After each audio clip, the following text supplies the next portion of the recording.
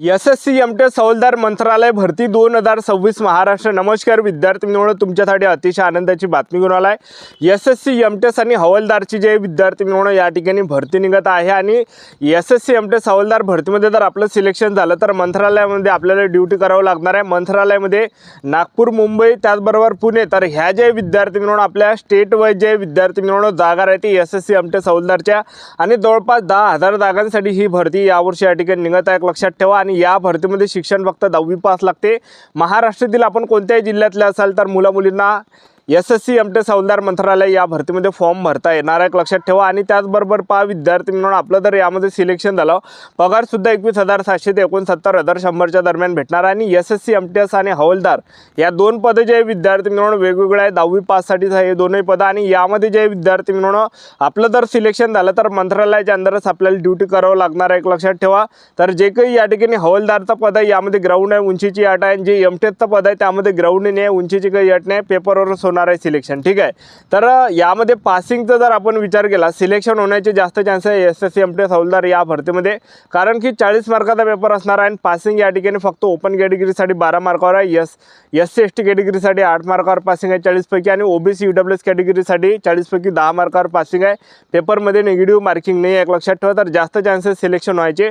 तर एसएससी एमटेस हवालदार मंत्रालय या भरतीचे फॉर्म भरणे केव्हापासून चालू होत आहे, कोणत्या तारखेपासून होत आहे, पेपर कधीपर्यंत येणार आहे याबद्दल सुद्धा आपण बोलणार आहे। त्याचबरोबर यामध्ये उंची किती आहे, छाती किती आहे, ग्राउंडला कोणकोणते निवड आहे, लेखी परीक्षेचा अभ्यासक्रम, निवड प्रक्रिया, संपूर्ण माहिती मी तुम्हाला आजच्या व्हिडिओच्या माध्यमातून एसएससी एमटेस हवालदार मंत्रालय या भरतीबद्दल स्टेप बाय स्टेप माहिती सांगणार आहे। तर आजचा व्हिडिओ खूप महत्त्वाचा होणार आहे। व्हिडिओ शेवटपर्यंत बघा आणि व्हिडिओला आताच लाईक करा। नमस्कार विद्यार्थी मित्रांनो, माझी नोकरी कॉर्नर यूट्यूब चॅनलवर मी गोपाल वानखडे तुमचं सर्वांचं सहर्ष स्वागत करतो। तर मित्रांनो, व्हिडिओचा थंबनेल बघून तुमच्या लक्षात आलं असेल की आपला व्हिडिओ कोणत्या टॉपिकवर होणार आहे। व्हिडिओ सुरू करण्याच्या आधी आपल्या यूट्यूब चॅनलला सबस्क्राईब करा, जेणेकरून प्रत्येक भरतीची अपडेट तुमच्यापर्यंत सर्वात आधी पोहोचेल। जास्त करून एसएससी एमटेस हवालदार मंत्रालय या भरतीबद्दल वेळोवेळी अपडेट मी तुम्हाला आपल्या यूट्यूब चॅनलच्या माध्यमातून देत असतो। व्हिडिओ सुरू करण्याच्या अगोदर सर्वांना एक रिक्वेस्ट आहे, तुम्ही आपला व्हिडिओ कोणत्या जिल्ह्यातून पाहून राहिले नक्की कमेंट बॉक्समध्ये सांगा, जेणेकरून मला सुद्धा अंदाज लागणार आहे की आपला व्हिडिओ कोणकोणत्या जिल्ह्यापर्यंत पोहोचू राहिला।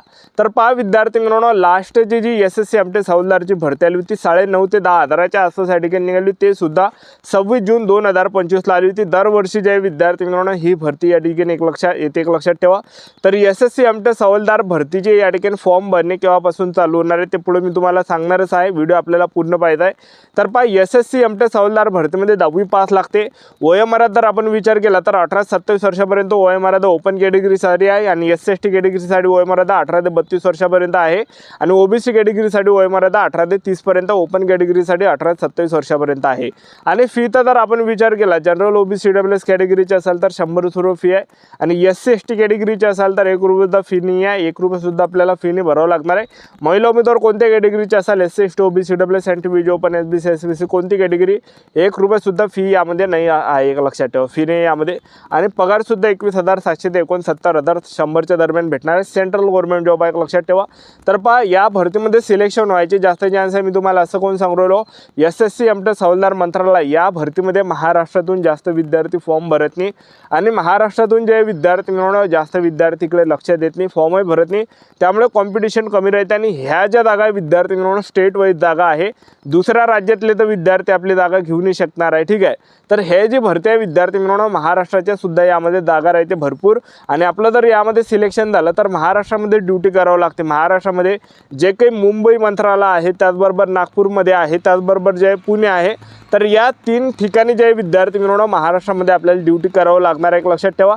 तर ड्युटी कशी राहते एमटीएसचं जे पद आहे, एमटीएस पदामध्ये आपल्याला जे काही फाईल आहे, फाईल मंत्रालयाच्या इकडल्या तिकडे आपल्याला नेऊन द्यावं लागणार आहे। फाईल ठेवणे हे काही काम आहे, आणि झाडू पोछा सुद्धा तुम्हाला साफसफाई सुद्धा तुम्हाला करावं लागणार आहे। एमटीएसचं त्याला मल्टीटास्किंग सुद्धा म्हटलं जाते। लक्षात ठेवा, हे काम करावं लागणार आहे।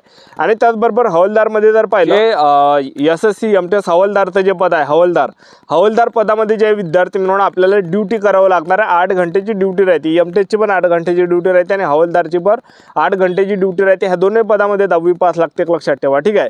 तर जे हवालदारचं पद आहे, हवालदार पदामध्ये आपल्याला खाकी वर्दी भेटणार आहे, लक्षात ठेवा. नाहीतर तुम्ही पाहून घ्या खाकी वर्दी भेटते हवालदार पदामध्ये आणि त्याचबरोबर ड्युटी 8 घंटे राहते आणि मंत्रालयाच्या अंदर आपल्याला ड्युटी करावं लागते, लक्षात ठेवा. जे काही मंत्रालय मुंबई मंत्रालय आहे त्याचबरोबर नागपूरमध्ये पुणेमध्ये, तर या ठिकाणी जे विद्यार्थी मिळवणं महाराष्ट्र पोलिसांचा जशा प्रकारे गणवेश राहते त्या टाईप जे विद्यार्थी मिळवणं हवालदारचा यामध्ये राहते. SSC MTS हवालदारचा सुद्धा गणवेश तसा राहते खाकी आणि मंत्रालयाच्या अंदर आपल्याला ड्युटी करावं लागते. महाराष्ट्र पोलीस जशा प्रकारे ड्युटी करते तशा प्रकारे आपल्याला यामध्ये ड्युटी करावं लागते, लक्षात ठेवा. ठीक आहे. तर आता SSC MTS हवालदार भरतीमध्ये आपण निवड प्रक्रियेत जर पाहिलं तर पहिल्या टप्प्यामध्ये आपलं काय यामध्ये पेपर आहे, दुसऱ्या टप्प्यामध्ये ग्राउंड आहे, तिसऱ्या टप्प्यामध्ये डॉक्युमेंटेशन मेडिकल अशी संपूर्ण निवड प्रक्रिया आहे. तर पहा जे MTECचा पद आहे त्यामध्ये उंचीची काही अट नाही, ग्राउंड नाही. तर तुमची उंची कमी असेल, ग्राउंड कमी असेल तर याच्यात भरू शकता.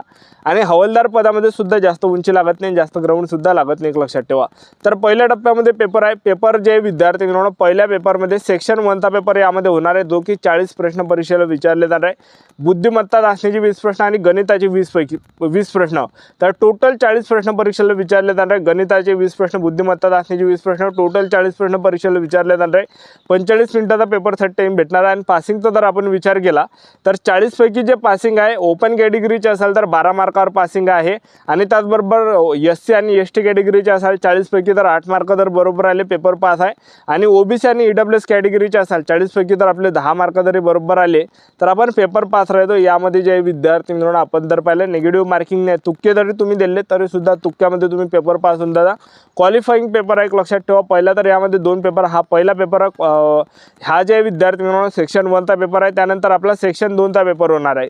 आता सेक्शन 2चा पेपर कशा प्रकारे होणार आहे तर पहा सेक्शन 2चा जो पेपर आहे पहिला पेपर पास झाल्यानंतर आपल्याला सेक्शन 2च्या पेपरसाठी बोलवलं जाणार आहे, जो की 150 मार्काचा असणार आहे. पेपरला जे प्रश्न परीक्षेला विचारले जाणार आहे फक्त जनरल नॉलेजचे 25 प्रश्न परीक्षेला विचारले जाणार आहे. इंग्रजी ग्रामरचे 25 प्रश्न परीक्षेला विचारले जाणार आहे. झाले किती 50 आणि एका प्रश्नाला 3 गुण राहते. 150 मार्काचा पेपर आहे, 150 पैकी मेरिट बनते. 50च प्रश्न परीक्षेला विचारले जाते, एका प्रश्नाला 3 गुण आहे.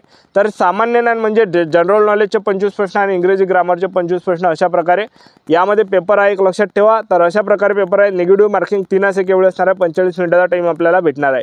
अशा प्रकारे दुसरा पेपर आहे. पेपर झाल्यानंतर आपला काय असणार आहे ग्राउंड. उंचीचा जर आपण विचार केला पुरुष उमेदवारांसाठी उंची 57 सेंटीमीटर लागते, महिला उमेदवारांसाठी उंची 152 सेंटीमीटर, छाती 76 सेंटीमीटर फुगून 5 सेंटीमीटर भरले पाहिजे. आणि त्याचबरोबर महिला उमेदवारांचं जे वजन आहे हे 48 किलोच्या वरतं असलं पाहिजे. खाली जर असेल तर फेल केलं जाणार, अपात्र केलं जाणार आहे. ग्राउंडचा जर आपण विचार केला पुरुष उमेदवारांसाठी 1600 मीटर रनिंग आहे 15 मिनिटांमध्ये. तर आपण पैदल जरी गेलो तरी सुद्धा रनिंग आपण काढू शकतो. 1600 मीटर रनिंग 15 मिनिटांमध्ये पुरुष उमेदवारांना. त्यानंतर आपल्याला 8 किलोमीटर सायकल चालू लागणार आहे 30 मिनिटांमध्ये.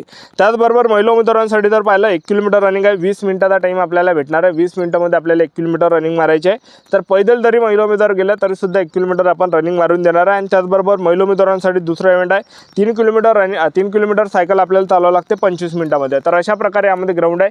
तर आता SSC MTS हवालदार भरती कोणत्या महिन्यामध्ये निघणार आहे, कधी निघणार आहे तर पहा 30 जून पासून या ठिकाणी फॉर्म भरणे चालू होणार आहे. SSC MTS हवालदारची जी ही भरती आहे हे 30 जून 2026 पासून फॉर्म भरणे चालू होणार आहे. 31 जुलै 2026 हे फॉर्म भरणे शेवटची तारीख असणार आहे. आणि ऑगस्ट सप्टेंबर ते ऑक्टोबर महिन्यामध्ये आपला पेपर असणार आहे, लक्षात ठेवा. तर टेंटेटिव्ह डेट आला आहे, टेंटेटिव्ह कॅलेंडर आलेला आहे SSCचा. तर पहा डेट जे विद्यार्थी म्हणून टेंटेटिव्ह कॅलेंडरमध्ये डेट दिली आहे SSC MTS हवालदार भरतीची, जे की 30 जून पासून फॉर्म भरणे चालू होणार आहे. आतापासून आपापल्या तयारीमध्ये लागा. आपलं यूट्यूब चॅनल सबस्क्राईब करून ठेवा, वेळोवेळी अपडेट देत राहणार. आजच्या दाढीचा थांबतो. भेटा नेक्स्ट व्हिडिओमध्ये. जय हिंद.